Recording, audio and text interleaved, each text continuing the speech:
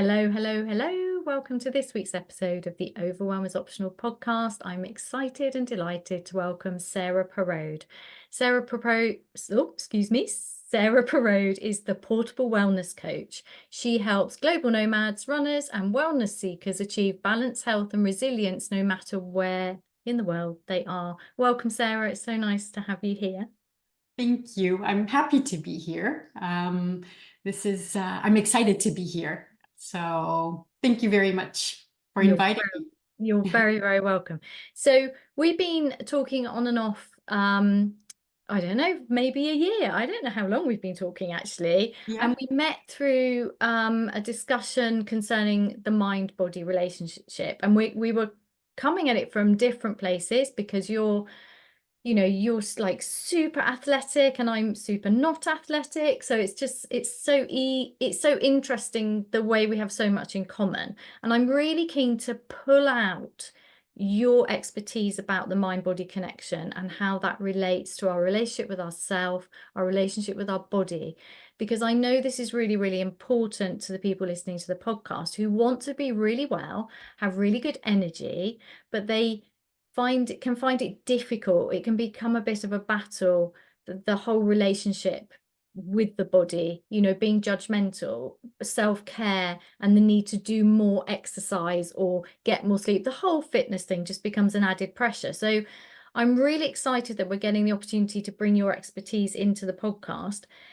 But the thing that I have been promising my listeners is that we would get you in and that we would really use my story of the Camino as a way to unpick some of this expertise. So it anchors it in a story. And we can start then, we can just see where we go because we never know where it's going to go, which is I really... like that. I like that. So, first of all, I'd really like to invite you to just tell us a bit about you, anything or nothing, whatever you want to say, just to kind of give some context to who you are, why you're so excited and passionate about your work, how you work, anything at all. Okay.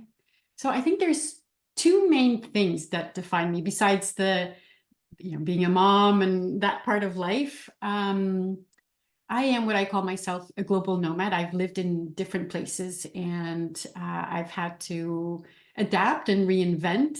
But I think that's also where the whole mind and body connection comes into play as well. So I'll get into that in a little bit. So that's one side of it.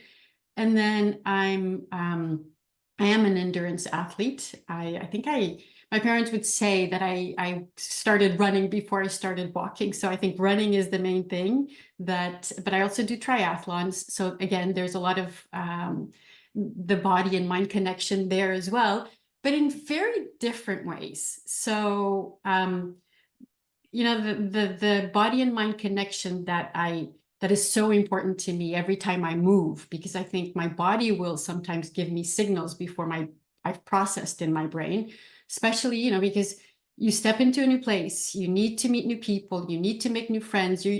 After a few times, you become pretty quick with the process of realizing, I think I'm going to get along with this person. I don't think I'm going to get along with this person. I feel like it often comes from my body before it comes from my brain. So that's one side. And then in sports, it's the whole thing of like always, sports is stress as well, right? Especially I've done an Ironman. That's a lot of stress in my body. So it's always that pushing and pulling, and it's not just listening to my body the way that we usually think about, like waiting for a very big signal from my body. It's actually being in constant communication. So I will do things like talk to my body sometimes, like I'll tell my legs, please, a little bit more, or so then there's that side as well, which I think sports is very good for developing, I think, the more interoceptive side of that sense. So they're two different things, but they're equally important in a big part of my life and who I am.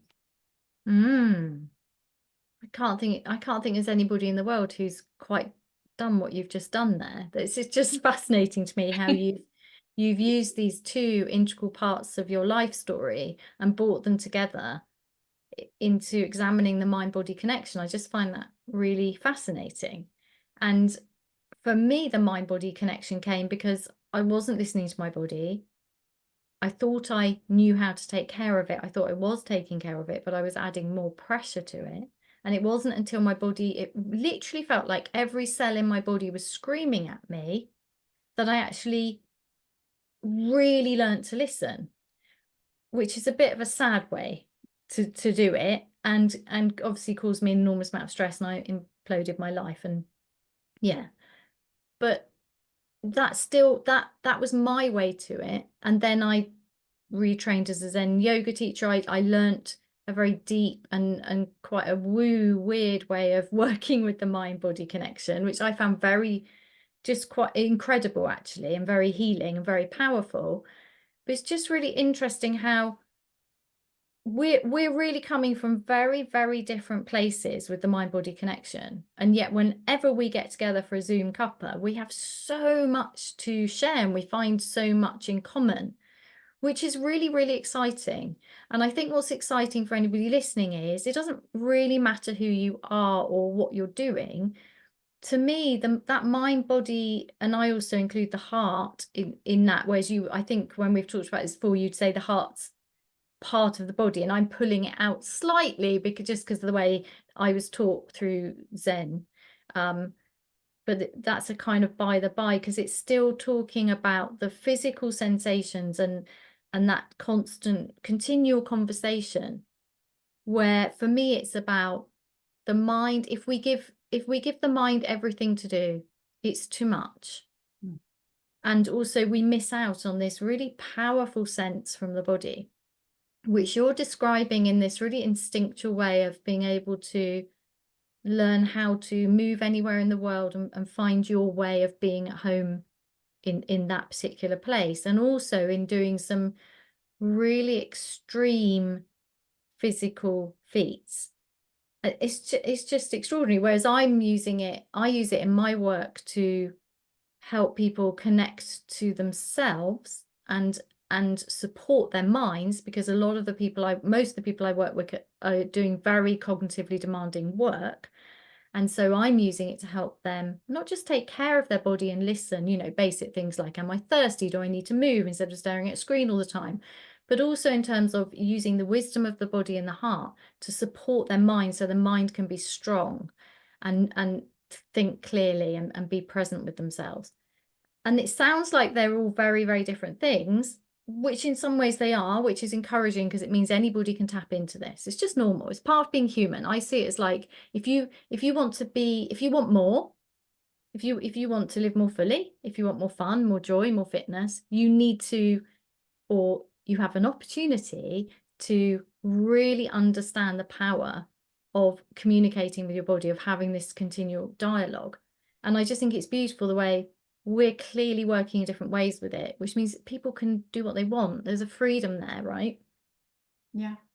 Yeah, we are. But I think we're doing different things, but I think we also have a lot in common with how you just described how you ended up feeling stress in your body, how it brought you to I think in the end that's a very similar thing. No matter how we go about it, at some point there's only so much we can push our bodies or ignore our bodies. And I think that's something that I've come across. I've had that experience as well. Maybe, I mean, in my case, more from a sports perspective. But in the end, the result was the same. My body became, I think at some point, the body becomes the boss. I think we think our brains are gonna overcome everything and are gonna push everything.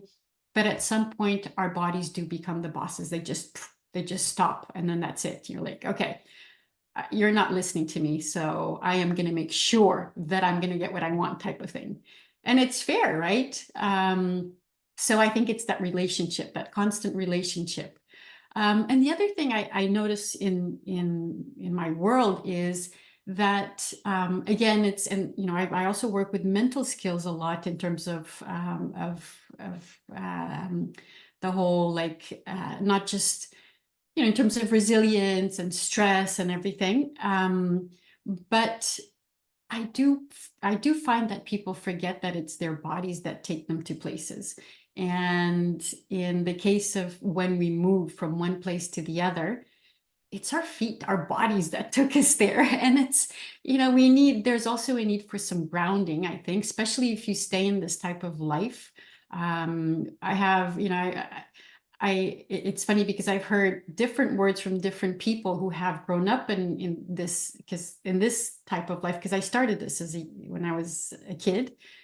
So I'm what people know as an adult third culture kid. And we've been called floaters because we have a little bit of trouble in actually grounding.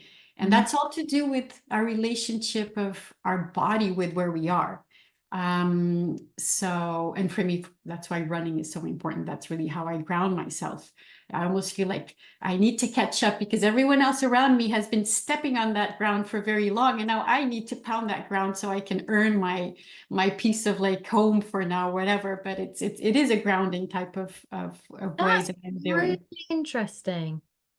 And it's my body, right? It's my, Because there is that connection to the earth of your body. It means that, yes, you're right. I'm just thinking of that pounding the earth, and the path becomes part of you.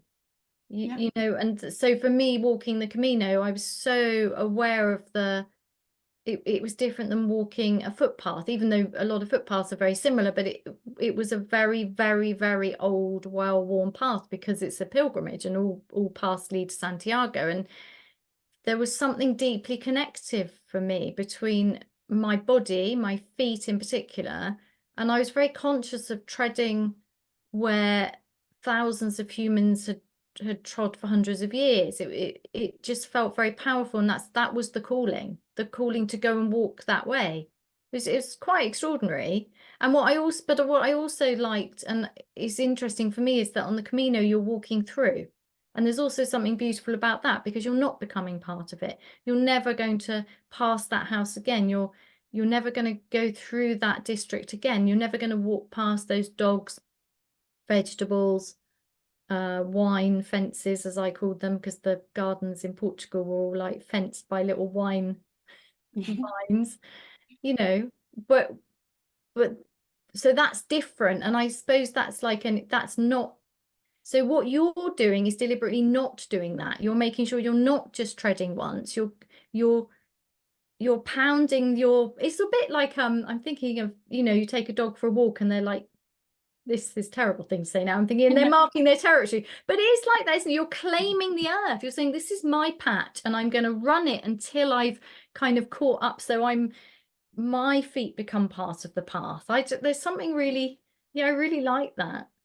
Yeah, I think that's what it is, though. It's like it's that need, and I would say again, it comes more from my body than my mind. That need to feel like, okay, I belong here for now, or which is, I have to say, like I was just in Portugal, and there's this place I run in. It's called Ericeira, which is like it's a surf town, and I have part of my family from my maternal grandfather is from there, and I do feel like there is, you know, this is mine. I'm running around there going on like the cobblestones, and there is a different feeling of maybe I don't need to pound the ground as much. Maybe I don't need, but there's a feeling in my body of, okay, you know what? This is also mine. And I don't necessarily feel that in other places. So Interesting. I think there's yeah, I think it's exactly what you were saying. Maybe it's the territorial type of need of belonging. I think that's what it Yeah, is. the sense of place. This is my home. Yeah, These are the trees I walk past. This for me, there's something in the trees outside the window, and noticing the seasons changing so that I'm still here. yeah, yeah, yeah. So it's, yeah, so it's all how we show up in the sense of like how we take our bodies and show up in a place, how we feel in a place. And again, it's that whole mind and body connection. It's not just our eyes looking and listening.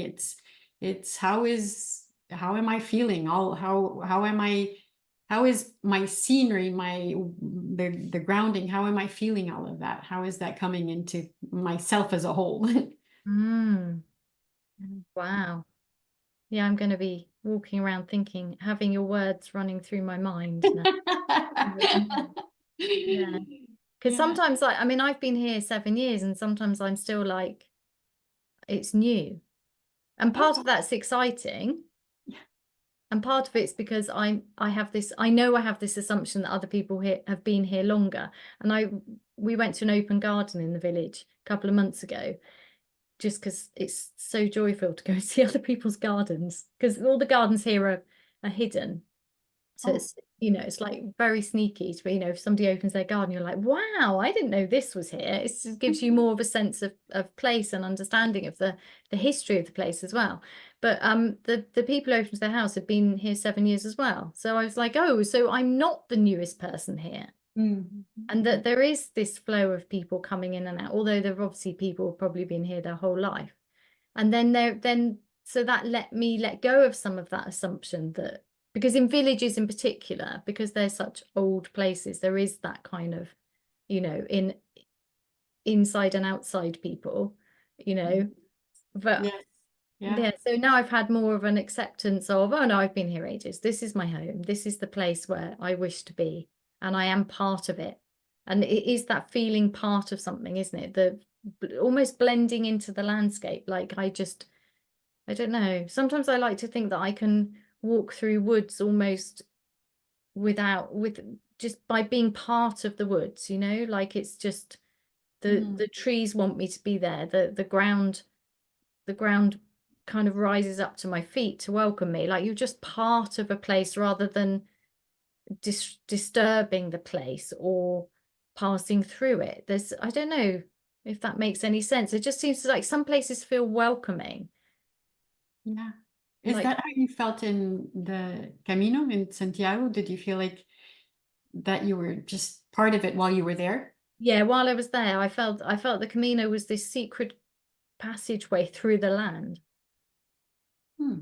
like a corridor through the land. Like because old people stick their heads out of windows going, Bon Camino. And you're like, oh my goodness, how cool is that? And all sorts of people, like a runner one day, like turned around and came back and said, oh, I just want to warn you about this bit down there. And then he ran with us. And then he ended up changing his whole route because he just wanted to talk to us about the Camino. And it's like, and there are people who set up stalls with coffee and things. So there is something about the Camino which is very, yeah, it felt like this secret passageway. So you feel part of the Camino, but I didn't feel part of the landscape. Mm-hmm. So Yeah. the landscape belonged to the Portuguese, but the Camino belongs to everyone who chooses to be part of it. And it's generous. It has this, and that is you read about that a lot, the whole there is a generosity. So if the Camino gives to you and then you give back to it, and there's something very beautiful about that. Mm-hmm. I definitely want to go do it. You so need to do it. You so need to do it. I just, yeah, I Yeah. I miss it. I've realized recently I'm missing it, and what I mean by that is I miss the gifts of it, the elements that were just so simple, the whole not really looking in mirrors. So like being very unaware of what it looks like, just letting go, because I carried everything. I took less than, I'm pretty low maintenance kind of girl anyway. I'm not a big makeup person or anything. My hair, after, at 56, I still think often it looks like when I was 11, regardless of what I ever do to it, but there's something really freeing about just not having to choose your clothes because you don't have any other clothes, and just getting rid of and I wouldn't want to live like that always, because there's also joy in having clothes to choose from. But there's something very beautiful in this simplicity of just getting up in the morning and putting those clothes on and putting these clothes in the stuff bag, and everything's so small. So there's not really any decision to make. Mm-hmm. You're in the end, your only choice is to put one foot in front of the other. There isn't, that's it. Your purpose is to put one foot in front of the other, is to just walk. And the just walking is so freeing. Yeah. Would you go back and do it? I don't know. I feel like I wouldn't want to repeat something because, well, because the world's so big and there's so many beautiful things to do. I do, however, feel the need to walk into spring every year now. I really feel strongly about that. Yeah, the walking into spring has done me so much good. Uh-huh. You know, the being outside, the being in sunshine, the having daylight earlier than I would have done here because we left mid-April, and yeah, just having an extended summer, having just all that outside time, and the just walking. Mm-hmm. The just walking like that nourished me to such an extraordinary extent that it's just like that's fast becoming a non-negotiable. Like, it doesn't make any sense. Why would you not do it every spring? Like, why would you not? It's Mm-hmm. there. It's only walking. It's not really a big deal. It's about making space in a busy working life, but it is so ridiculous. It was so ridiculously good for me. Mm-hmm. Yeah. So maybe Portugal again, just because I know there's a lot of beautiful places in I loved Portugal so much. I just, yeah, I just loved Portugal. And the idea of going back and just walking, yeah. But then there's other places to just walk. So I'm just, it's the carving out time and space with no decision other than to put one foot in front of the other. Mm-hmm. Not to go for a walk, which is very different. So I went for a walk this morning, but there's still that, how much time do I want to take? What's the weather doing? Which dogs to take? You know, where to go, for how long? And then during the walk, should I take a shortcut? Should I extend it? How much, what other things, there's choice. What other, you know, if I walk further, there's less work I'll do, or there's less something else I do. Whereas when you decide to just walk, there isn't any of that. It's so extraordinary, but also extraordinarily difficult to put a tangible description on. Is it partly the simplicity, the disconnecting from everything else? Because in a way, I mean, I don't know, you can take your cell phone, but in many ways, you're doing what people have been doing for many, many years. And it's something that is still there. That's just that is that simple, right? Yeah, That just people have been simple. doing the Camino for I don't know when they started doing the Camino, but for many, many years. So there's a simplicity about it. There's not that decision, all the decision overload that our lives Yeah, are full of, right? yeah. Um, and just disconnecting from all of that I think is while mainly, moving forward. yeah, I think mainly for me it was the disconnecting from the decision making. Uh-huh. You know, I love my life. My life's amazing, but to have a break from even having to think.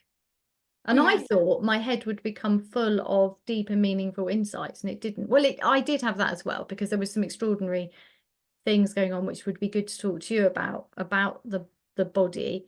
But I didn't have like meaningful thoughts about my life, as in, who am I? What am I up to? Those guys, you know, I thought there might be small space for that kind of stuff because it's a pilgrimage. And that didn't happen. Mhm. Possibly because, you know, I'm a coach. I'm in that world all the time anyway. You know, I walk my talk. But the just not, there wasn't any thinking to be done. Mhm. You know, because there's nothing. So it's just space. But what I found is I was able to be light, and it just wasn't very serious. It was just, yeah, I was just stunned at how much I didn't want to read serious books. I didn't want to, I don't know. It was just really light and fun and joyful and freeing. And like the only deep thoughts going on were the mind body ones, which were endlessly fascinating to me.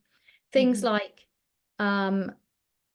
deciding to get up in the dark and just walk in the dark. That's extraordinary. And then the thinking that at some point you'll find coffee, and then not finding coffee, and thinking, and your body does this. I found my body did this interesting thing of, so I can get up early and walk in the dark because I know I'm going to have coffee within 2 hours. And that's like a reward. There's a joy in that. That's like the first stage. We'll poodle until we find coffee. And then the days the cafes were shut, like there'd be some national holiday we didn't know about. And the cafe would be shut. And it's what was interesting to me about that was about 10 minutes before you start thinking about this coffee, I would get these physical sensations of need for coffee. Or I don't mean need in a like addictive caffeine way. I mean in a, it's coffee, a really good cup of coffee is a joyful thing for me. You know, but the anticipation of that and the like, oh, there better be coffee soon. I'm so looking forward to that coffee. But really feeling it in my body of like a need, you know, like very physical sensations. And then the coffee shop would be shut, or there weren't any in the town, or they wouldn't, something, you know, something would delay the coffee maybe for another hour. And then all those physical sensations disappearing. And then the possibility there might be another one. And then as you get towards where you think the coffee shop will be, the physical sensations come back of the need for coffee or the need to use the toilet. And then it's shut. So those physical sensations get very extraordinary. And even more so with food. So there was one day when every cafe was shut and we literally didn't eat for about 29 kilometers and we were fine. Now I practice intermittent fasting and I have found that a real study in noticing the physical sensations of hunger or a feeling of weakness or anything in the body as you deliberately starve the body for this, but because it's a fixed set of time, it just becomes a very beautiful mental discipline of, but it's okay, body, it's okay because this is good for you. It's healing your gut. It's, you know, it's clearing up, you know, what is it? The dead cells and, you know, autophagy or whatever it's called. So there's good things about intermittent fasting because it's not going on forever. So it's just a, like you feel the hunger, and instead of thinking like, oh, I need to find some food, when you're intermittent fasting, I find that you can just say, no, that's okay. We can tolerate this because you're safe to do so because it's a decision and a choice. And in 2 hours, we're going to eat this and it's going to be amazing. Whereas the different thing is when you're walking the Camino and it's an accidental fast, what's really interesting for me about that is watching the body go through those, I'm hungry, I've been walking a long time, I really need to eat. I can feel, you know, I can feel like I'm running out of energy. And there's physical sensations of that. And then this like anxiety and panic of, well, this isn't good. You know, you can't walk all that way. You can't be expected to walk all that way in this heat, carrying all of that without eating. What could happen? And then the mind goes off in its stories related to the body needing food and how all these cafes are closed. Really, really interesting. And so that day there was several cafes which were closed. And the first one we're like, oh. The second one we're like, this is interesting. Is this going to go on all day? Might we not eat today at all? Who said there was a national holiday? What's going on? And then by the third cafe going, oh, there was like a sign on the door and it said, closed for holiday. And we were like, that's not good. Because there isn't anything else until we've gone up that very, very steep hill and over the other side, which is nearly at our destination for the entire day.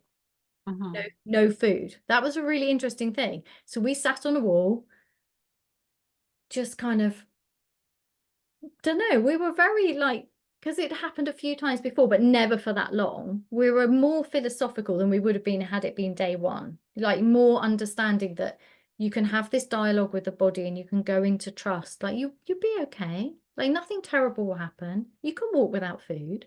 it's a really interesting dialogue of watching the physical sensations come up in the body, then the anxiety of the mind weighing in with doom, and then just soothing it into, actually, I'm okay. It's really interesting. But so we're sat outside this third cafe that's closed, and we're looking at the mountains and the sun and going, this is going to be an interesting day. Maybe we'll go all day without food. Who knows? And then these other pilgrims came around the corner, much younger than us, and one of them lay on the floor and had a full-blown tantrum. I mean, Which it was took about because there was no coffee. It was really interesting. And then stuffed her face with, like, snack bars, and which I just couldn't do. It was just really interesting watching different people's reactions to the lack of sustenance, and how that impacts their mood. But for me, that awareness throughout the entire Camino, that when I anticipated a rest, a toilet, there's not that many toilets. It can be quite an interesting and not particularly comfortable situation. Water taps being off, so literally running out of water on a hot day, not finding food, not being able to find accommodation. Really interesting. Each time we thought that was going to be solved, watching the body go, oh, I'm hungry now, and then not, and then that subsiding if we didn't eat.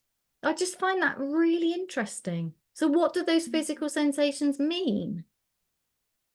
I mean, you were still in safety, right? So, I mean, in the sense that Thanks to Google. But at it one was, point we weren't. At one point it was getting a bit dodgy. So we had one day where it was extremely hot, really, really hot. I drank all my water. We'd walked a very long way. We were very tired. And the boardwalks were covered in sand, so they weren't serviceable. We passed very few other people. 2 water taps had been off, and all the cafes had been closed. So the services weren't open yet. It was too early. And we thought, if we carry on, there's not anything. Like and the boardwalks were in a terrible state. So walking on sand on a beach is going to take longer. It's really hot. You're very exposed. But there wasn't another path because we were right on the coast. That was interesting. That's when I became incredibly appreciative of having a phone. I mean, before I've had this kind of love-hate relationship with my phone, and then I'm like, well, this is pretty magical, right? You just get this tiny device out of your pocket, and you Google where you are, and it shows you where you are, and you can sort yourself. And we walked 1.5 miles inland, so off route, to sort ourselves out because we were out of water. So yeah, but yeah, safe. I mean, you're in. well, because what I was getting at is that by accepting and not resisting, you didn't waste energy, right? Had you chosen, and which without any judgment, because I think that happens, had you gone into a state of anxiety and resisting and think, oh, and getting angry, and you would be wasting energy as well, right? You would be wasting even more energy than by accepting, which at that point you're managing energy. You're managing your physical and your mental energy to get you to the next to where you can get, especially hydration. That's, I think, at that point. So you're even if you weren't aware of that, I think that was if we think of fuel and energy, that is what by accepting it, then I think you waste less. And that is the best way to do it if we can. It's not always possible, but if we can, that is, I think, the best way to do it, is not to waste energy on things that we can't control. I mean, you could look in your phone and you found something else that was a mile, but at that particular point, you didn't have water, you didn't have. So if you were to throw a tantrum, like you said, the other person, then you're wasting even more energy. So yeah. But I do find it interesting that you can feel intense hunger and that the hunger can go. That I just find that. So what does that mean about hunger? because the hunger definitely came when we knew. It didn't come when we didn't know where a cafe was. It actually came when we were with the expectation. You know, like that. I don't know. I had this image of some sort of 70s films. I don't know what they were, where that like they're walking in a desert and then they're all like dehydrated and then they see this mirage and they think it's water and it's not. They get there and there's no water. I don't know what these 70s films are. It must be something I watched as a child. But I got that sensation of like you're like, oh, is there a cafe? Because I'm really hungry. And if I thought there was one, I could literally feel hunger. But if I had no expectation of one for an hour, I wouldn't feel hunger until about 10 minutes before. Yeah. How that happens, right? Yeah, that's really interesting to me. That happens when you need to go to the bathroom too, right? Yeah, Like yes. Yeah. all of a sudden, you know, you're close to a bathroom, close to home, and you really have to go to the Yeah. bathroom. And it's amazing how our brains work like that. But I'm also amazed with the fact that all of this didn't throw you into, because your brain needs energy too, but it didn't throw you into a mood of, you know, I can't believe this. This is terrible. We don't have water, and it sounds like you were pretty calm about it. Yeah, I get well, I just see that as that's part of the gentle rebellion. So that was, you know, I chose to do the Camino gently rebelliously, which was with an attitude of lightness, was with an attitude of this is a choice. It's not some, you know, all the Camino stuff I'd read was it's really hard and you have to have a blister kit and strap your legs up when they collapse and like you're gonna damage your body. It just everything seemed to be about it being as if it was some terrible, terrible, difficult, horrible, almost like a punishing thing to do so that you get the reward at the end. And I was like, no, I'm not available for that. That to me is the way I reached burnout previously. It's that you push through your body, you are willing to damage your body in order for some final goal. And I cannot do that again. I can never disrespect my body like that. So yes, and thank you for reflecting that back to me, because I hadn't really thought about it, that yes, we were calm. But then the whole Camino for me was such a celebration of what I've created in my work, in my life, the gentle rebellion, you know, finding my way of doing it, prioritizing listening to my body and my heart and supporting my mind and choosing joy and health and energy over achievement.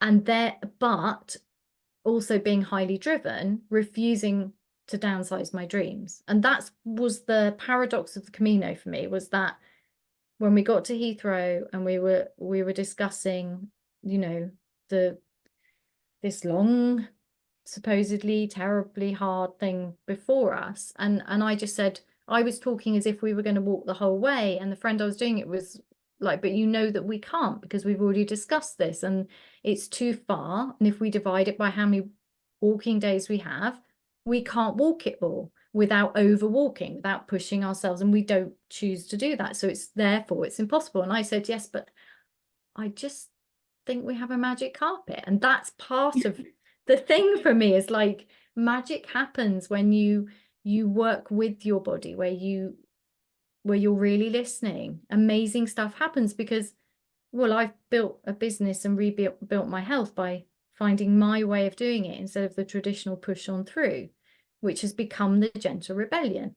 So I said, well, I just want to do it gently, rebelliously. So let's just see what happens. So we literally took it lightly, but I always saw myself in Santiago and I always saw myself walking the whole way. I didn't know how. I knew it was impossible. So we never, well, not until later when we could see we were going to get there, but we didn't start with plotting routes and dividing the kilometers by the days. We just said, right, well, we won't do that then. And the person I walked with is very much a systems person, you know, she's a software engineer, so she'd have quite happily have done that, but I was like, no, we won't do that because that won't help. And we also always had the thing that our relationship was precious and that we wouldn't put ourselves in situations where our mood would be affected to the extent that we might damage the relationship. That was very important. So that means looking after yourself and your own emotional state. And also that we always had this thing, we can always get a bus. And that you can always get a bus, even though we didn't want to at all. Like, it was just like, why? I didn't want to get a bus, but you can always get a bus. Everything's okay. And that made my nervous system just, that's the safety, right?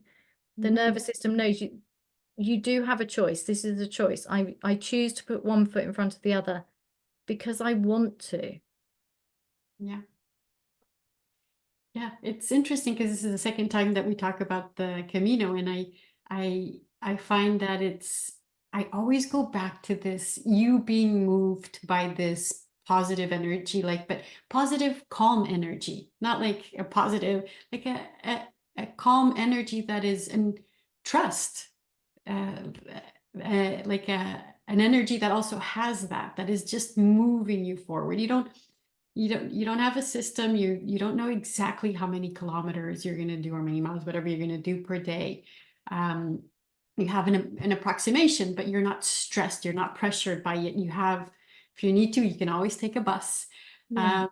But there's something very calm about the way you describe it, almost as if um, I just see you walking through it in a very calm way, and that's one foot in front of the other, like you said, and that's just moving you forward. That's just getting you to your destination in the end, to Santiago in the end, but without wasting energy on the things that maybe you can't control everything, right? Maybe you, Mm.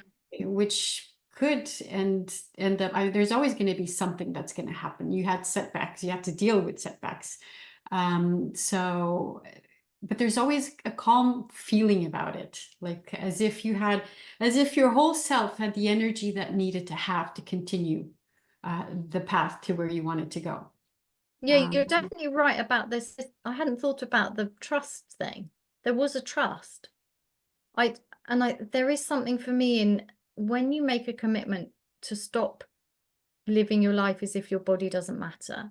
Stop treating your body as an inconvenient way to carry your mind around. You know, when that's the decision that I make every day is to listen to my body, to value my health. That there's a trust in that. There's a self-trust. Yeah. And Yeah. and that allows me to do difficult things. That allows me to push, because I'm not pushing against myself. I'm pushing with myself. It's more of an allowing. It's I'm really excited and I really want to do this. So I'm just gonna do it, and I'm gonna find a way to do it that works for me. There's something magical. There is a magical carpet aspect for me of Yeah. just like gliding through. And that doesn't mean it didn't hurt or it didn't cost energy. You know, it did. And I mean, like, it's hilarious. You know, you walk all day. Once you rest, even when you rest for lunch, you know, you get up again and you're like an old lady, like hobbling to the loo, because your muscles are like, you know, you're really using them in a way you can't really train for, because you can't. If you spend a week at home walking all day, every day, carrying 5 kilos, then you are doing the Camino. So you can't train for the Camino because it is the training, you know. So, Yeah. you know, and I had blisters, terrible blisters. And I did a very weird thing where I literally told my feet to heal. And they did. And I didn't I didn't expect. I was still like, I just really focused on my feet and loving my feet and telling my feet, I don't know, just telling my feet that they mattered and how important they were. And I just every night, so right, you need to heal. And then, but I was still blown away when 2 days later they grew new skin. Like, how? That's like, I thought I'd just wrap them up and then they'd heal at home, but they didn't. They healed themselves. So like, I'm still blown away by how miraculous my body is. Like, not only did it carry me all that way, I'm still astonished and grateful. Like, I just find that amazing. Like, my feet and my body carried me all that way because I decided I wanted to do that. And then the bottom part of my feet fall off and they just regrow. Like it was just, and I was wearing barefoot shoes. It's not like I bought some, like, I went in some cheap shop and bought some 99p insoles to take the pressure off the blisters. Mm-hmm. Got some incredible blister plasters, but even so, I mean, there were people just, one guy went to hospital with his blisters and couldn't walk. So I'm just so grateful. Yeah, And in awe. yeah, Yeah. yeah. But what I keep on hearing is the stress and anxiety this could lead, a lot of people could end up being stressed and anxious about all of these different things that happen that they can't control. I'm not hearing that. I'm Mm. just hearing like this very, I don't even know the word to use here, but just a very calm forward movement at my pace, Yeah. not There was not any not competition. imposed by anything else. And I Yes. was expecting, I wasn't expecting it to be easy. So it's not stressing me. I'm just dealing with things as I go along. And so I'm not hearing any of the other things that could actually make everything worse, right? If you were to get stressed and anxious about the fact that you have blisters and start looking at them all the time and Oh, I didn't look at them. That's interesting. You're right. I didn't really look at them. yeah, and changing No, I just like I spoke to my feet and then I made them as soothed as I could to look after them better. It was the cobbles that did it for me. I didn't know there were so many cobbles in Portugal. Yes. Yes. They're also slippery if it's raining. That's the other Oh no, thing. we were lucky. We had fantastic weather in Portugal. Spain, we had rain, but Portugal and cobbles was hot. And Yes, it good. it was not great for barefoot shoes, but Yeah. it just another thing that I find really interesting is so you talk about this I don't know, like, so the energy of so I'm not pushing against myself because I'm not wasting energy, but something else, and I don't know if you can relate to this, something else weird happened, right? There was also a pull energy. So there Hmm. was also help, which is, so Yeah. when on the first day I was carrying my backpack and I was like, oh, it's hurting here. And I was really focused on where it was hurting, where it was pulling my neck, all of the things.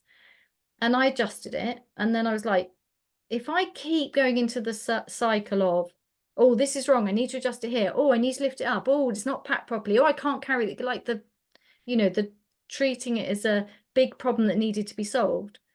It's no fun. I'm not enjoying this. So I just like let go into the trust of it's going to settle. It'll be fine. I've no idea if I can carry everything that I need to, but here I am. I've done my best. I've weighed everything. This is the least I can carry. And the second day, I was about halfway through the second day. This really weird thing happened. I don't know if you can speak to it. It felt like somebody had lifted my backpack and was carrying it. It was like somebody had got my backpack and was holding it behind me. Like the weight came off my shoulders. Do you think it could be because of when you were looking for that, or if you had kept on looking for the place where it wouldn't feel wrong anymore? It's almost like what we do in life when we're looking for perfection. Yes. All that energy that That goes energy. into looking for perfection, which I sometimes even, like as you were talking about that, I was thinking of running shoes, which I think there are all different types of running shoes, but sometimes I feel like people are looking for a perfect pair of running shoes. I don't know that, that exists in terms of it's gonna, it's not always going to be comfortable. So, and I think it goes back to the whole thing of acceptance.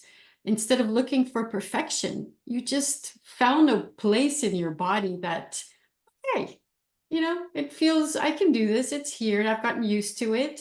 And now I'm not, maybe, I don't know if that's like the carrying someone picking up your backpack. It's It just you was an just got used to it. extraordinary feeling. Yeah, it was an extraordinary feeling. It was sooner Yeah. than, well, actually, I didn't expect it at all. but with hindsight, because I can see as time went on, the backpack felt lighter and lighter. Because you just get fitter and fitter, and there's times when you just feel superhuman, just like marching up hills, going like that was just so funny to me. We were both feeling super, particularly on fasting, accidental fasting days. It was suddenly like you switch into this. I don't know if you're switching from glucose to ketone. I don't know what it was. I have no idea. I don't really care, you know, but I remember often walking up a hill, overtaking loads of people, hadn't eaten all day, you know, and like the backpack doesn't weigh anything. When you take it off, it's kind of weird because you start floating and like, I want it back, you know, that kind of really weird physical sensations. Another thing I had was the whole, like we were talking about earlier, the gratitude for the path itself existing, and the thousands of people have walked for nearly 2,000 years along this route. And I had this belief that the ground would rise up to meet me. It was almost like a prayer of an expectation. That was part of my magic carpet thing, was like, so the ground will rise up to meet me. It will support me. The ground will support me. The path wants me there. It welcomes me. And carrying the expectation that everywhere I went, I would be welcomed and taken care of and appreciated. And so I held that intention, and it there was times when I was walking through the beautiful woodland and things, and you know, you get that really soft and earth that feels like it's padded you, you know, especially after cobbles, you know, like yeah. And it's this peaty dark, and you can smell the earth, and it just felt so good and nourishing. It's like, so it was like there's the energy coming through the earth is also kind of, yeah. Lots of sources of fueling. Yeah. Right? Mind, body, soul, Yeah. heart, which is, lots of sources, I think. And maybe it has to do with the simplicity mixed with when you're putting your body through a different type of exercise, any type of, or a different limit, then it does talk a little louder. And I think that's the other side. It's like you're also, the other aspect of it is it's a new dialogue with your body. Definitely a new, yeah. And I'm thinking that, yeah, it's louder, right? Because it is just you and your body. Yes. Yeah. There isn't anything else. There's just this one foot in front of the other, and it is a constant dialogue. I hadn't thought of it that way. Yeah. And maybe now had everything been perfect, maybe going from cobblestones to the softer ground would be like, nothing. But there it meant something, right? So it's just paying attention to these things, and how is your body reacting? How is because now you're hungry, you're thirsty, but you're still in a good mood. You're still being energized by all these other things that are around you because you chose to do this. So it's a lot of things that were in play, it sounds like, when you were going through the Camino. That just pulled you. I guess maybe that's the other pull. It's like, yeah, there's definitely something in the choice, you know, the remembering that it's a choice, the remembering we can always get a bus. This is actually a holiday. This is actually to be enjoyed. This is actually a privilege. I've created this space, you know. My partner's looking after the dogs. There's like other people involved, and like it takes intention and effort to create space in our lives to do the extraordinary things we want to do. And for me, remembering that and being grounded in that was helpful, instead of it being a trudgery. I mean, we talked a lot about, if it becomes trudging, we stop, we take a break. We don't need to walk for hours through rain. Like, we don't need to make it difficult. And if it becomes a hardship, we just pull back and go to a cafe. You know, we had that, and that was helpful. However, in the second week, it was interesting because once we realized that we were suddenly super fit, which was hilarious. Like, okay, so walking 29 kilometers without eating we can do. So therefore, if we look at the rest of, once we crossed from Portugal into Spain, it was obvious we were going to make it and that it wasn't difficult, and it was all incredible and a miracle. And so then we started planning, because Spain gets much busier because a lot of people start the Camino in Spain. So we had to start thinking about, because otherwise we wouldn't have had anywhere to stay. It was getting like that. And then there were elements of trudgery, because then there was a commitment to walk, and that changes it, right? Once before we were pootling, we can stop at any time. Once we decided we have to get to there, that changed it. But I didn't ever mind the distance. Like, it was never a trudgery like, I've got another 5 kilometers to go before I can stop and I'm really tired. There was never that. The only trudgery for me was the rain. And I did not know it rained that much in Spain. I had no idea. They have in Portuguese, which I think is the same in Spanish, they say, because it rhymes, April, 1,000 waters. So Ah, that's the month of rain, especially in the north. That oh my is. goodness. It was outrageous, the amount of rain. I was actually walking up a waterfall at one point, and by then my feet were absolutely soaked. And and there was kind of this like theory in our head that we wouldn't need to do that. There would be a way to avoid that. But by that time, if we wanted to walk the whole way, the weather forecast wasn't changing. And so we chose to walk through the rain. And that's when it starts to get trudgy, because it's not fun. Yeah. But even if you look at, there's a video of me walking up this hilarious path that's become a waterfall, and I'm smiling because it is funny. Like, come on, rain, do your worst.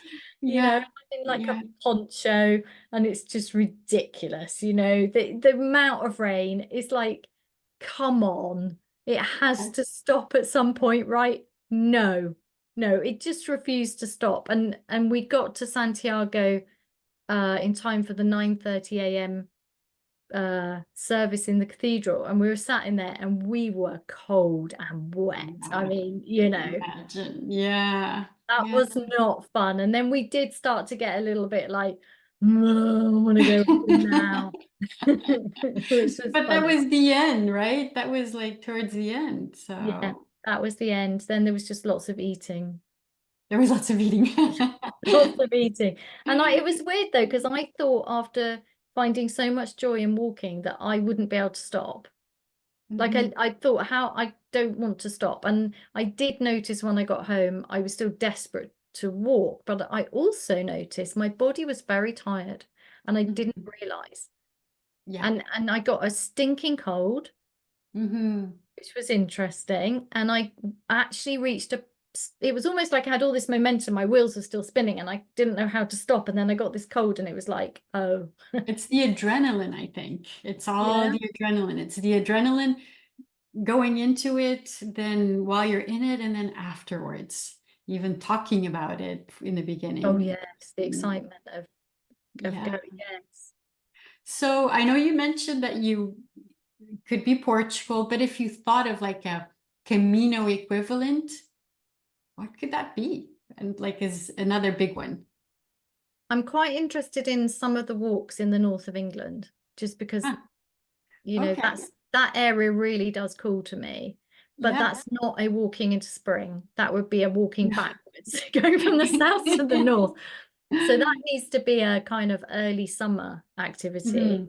Walking in the Dales, there's a coast to coast. There's the James Herriot walk, which I would love. There's Swaledale one. I love the idea where you trace a river to its source. I think there's something really curious about that. I've always wondered when you're walking along a river and you think, oh, I wonder if we just, it's that kind of investigative thing as a child. Oh, we just keep following the water. I'd like that. But no, I don't know my next one for walking into spring. Have you got any suggestions? I don't. I was actually thinking about it, but I don't. But I'm sure they can all around Europe. I don't know. Camino de Santiago has that thing, right? Because there's Lots of different routes. Yeah. yes. Yeah. Something exactly like that. I was trying to, have I heard of anything like that? But I'm sure they exist. But I don't know. No, I don't know yet, but I will find them. and that they will find me. I do find that once you have this intent, you're open to it. You know, the reticular activating system, once, you know, turned on to looking for something, it Yeah. pops into awareness, doesn't it? Oh, there's that beautiful walk where spring comes a month before it does here, and then that I'll be there basically. Yes. Yeah. Yeah. Yeah. Good. Good. I'd love to know. I remember having conversations just to finish up. I'm really interested in what you've said to me. I remember some conversation we had about how when you're training people in running, teaching them the difference between, and it speaks to what you're saying about running shoes, I think, the difference between when something's uncomfortable in the body and when something in the body needs to be addressed. So the difference between something being uncomfortable and something that might lead to injury. I think there was something, does that ring a bell? Yeah. I think because depending on, I think it often depends on the goal, right? And where you are with your, especially when you're training for something. There is a tendency to push more, right? Because you really want to get to that goal. But I think it's one of the most important things is to differentiate that. Being uncomfortable and accepting it is something that if you go into training with that attitude that you are going to feel uncomfortable because that's part of training, then it's definitely less painful and there's a different dialogue with your body. And it goes back to that acceptance, into that. I'm always talking about energy, because one of the things that I tell my clients is I talk about this concept of functional mental toughness, which is not mine, which is his name is Steve Cooper, I think, from Catalyst Coaching. And it's about the managing energy. You know, like, I think mental toughness is not about putting your head down and doing really hard things. It's about managing energy. And I think that has to do with when you're, or for me, I pay a lot of attention with when it comes to acceptance and being in discomfort versus when I'm in pain and I think, okay, I'm not going to push because I'm going to get injured. So those are two very separate ways of dealing with my body. I don't know how do I talk about that with my clients? It's very difficult to know exactly how each one of us knows. Well, I guess it's not. It's really the pain level a lot of the times. Like, if you get to a point that you're pushing and pushing and you're in pain, then and it's only getting worse, and then it goes back to the body not allowing you to continue, then respect it. Don't push it. Respect it. Go home. Give up that day because, and see how it is. Now, discomfort, if you accept it, then it just becomes a little easier. The energy that goes into it becomes, if you're not wasting energy worrying about it, it all becomes a little easier. Just, and even a little bit of pain, discomfort is pain. So accepting some of that pain, which is, I think, what you were talking about the whole time, instead of bringing more stress and anxiety into it, it's accepting it. It's like, okay, this, like running, for example, doing 400-meter repeats, they're painful. So the more you accept that, then the less fatigue you're gonna produce from the anxiety of feeling in discomfort. And so it's all, again, going back to that managing your energy, which I think is what you did in the Camino. Yeah, it sounds like it, because there's something magical there for me that happened that I'm still exploring, because I still find it, how on earth did I walk so far when I wasn't capable of walking that far? And not only that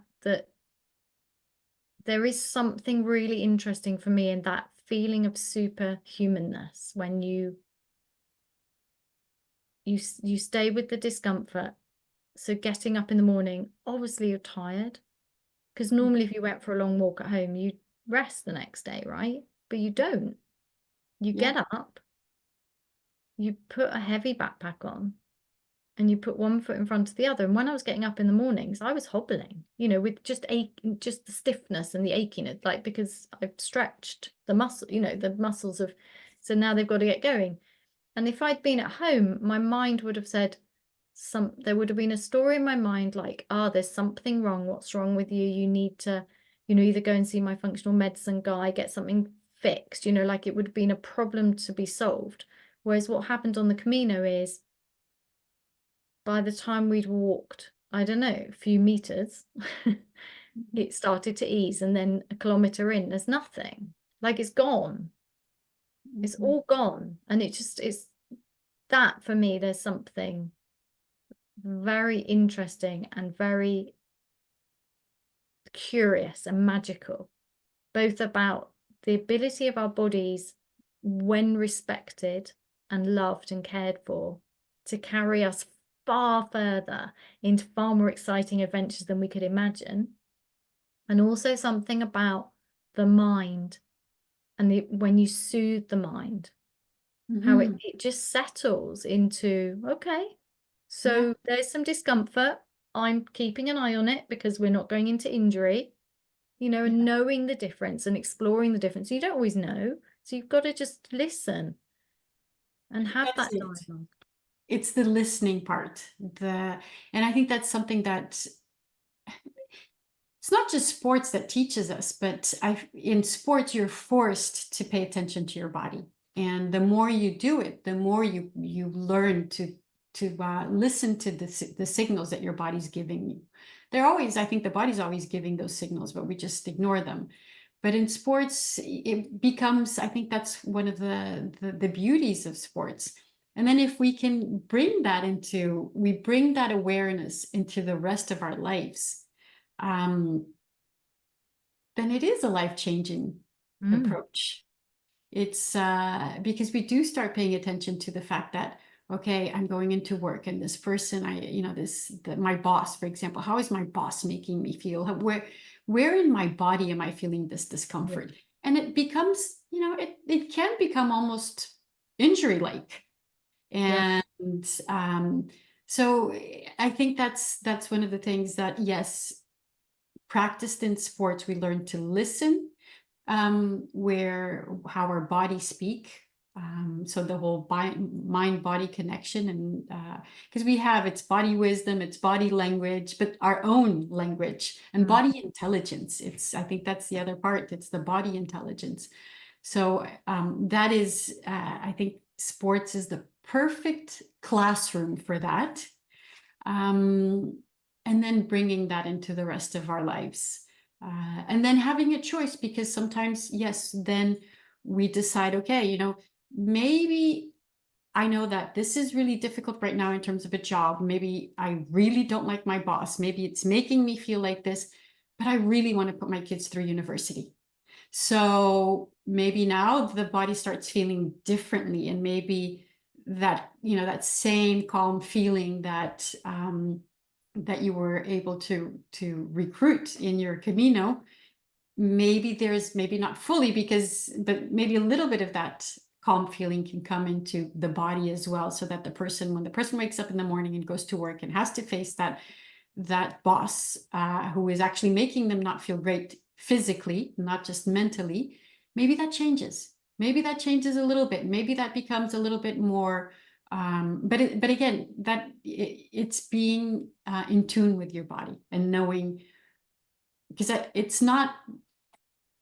I guess what I'm saying here is, it's not just communicating with your body. It's also working with your body. It's working with your body in the sense of, okay, this is my situation right now. This is my mind. This is my body. How can I make it better? And having all of them work together, because the choices we want aren't always the choices that are available to us, but sometimes there's a little bit more that we can do, that just to make our lives a little bit easier and feeling feeling well in our bodies. And that's, for me, that's health and wellness.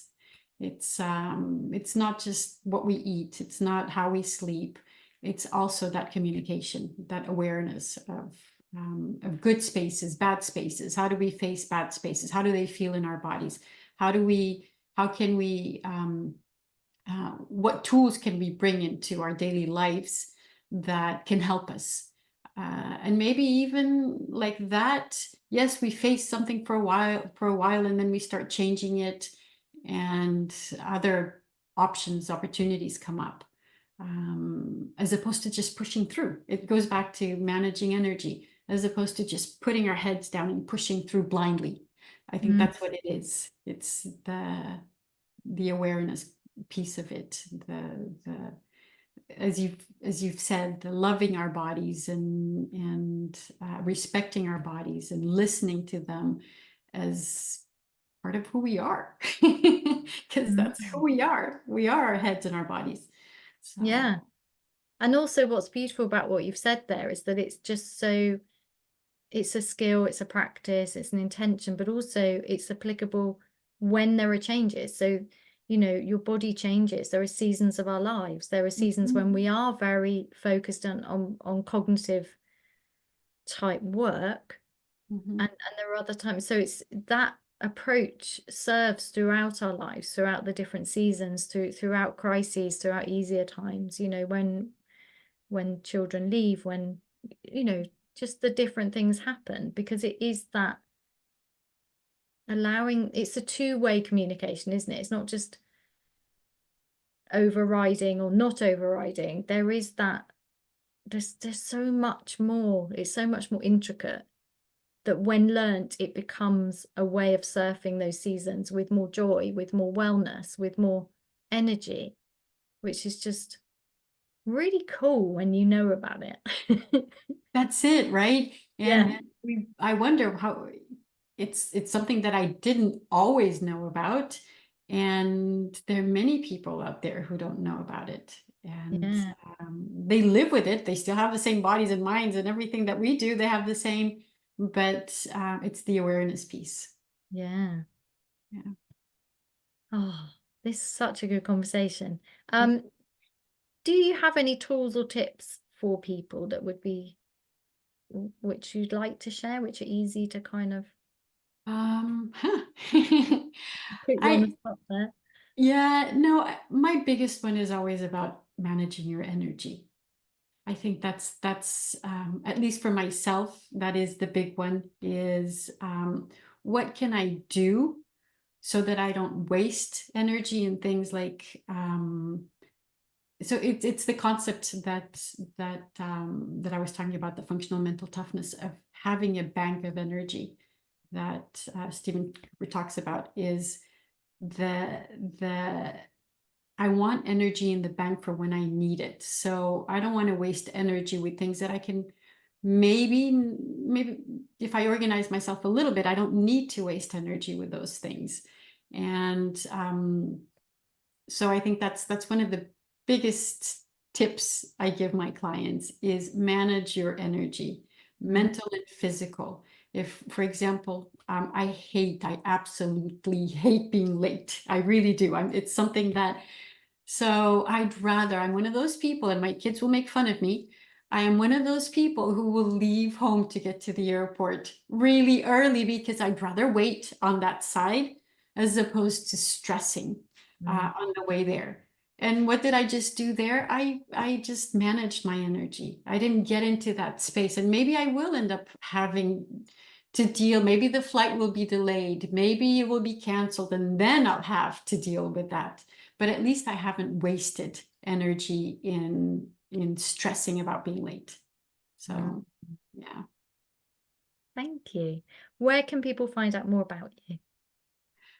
So my website is called inmotion-coaching.com. So I think that's the better place. And then I'm on LinkedIn, Instagram as well. I not that much lately, but yes, those are the main ones.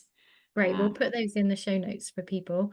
What was the book is there a book to do with the mental toughness thing? Um, No, it's called the Catalyst Coaching Institute, and I don't think there is a book. I just did a short course. They do have another course, like they have a bigger course on that now that just came out, and his name is Steve Cooper.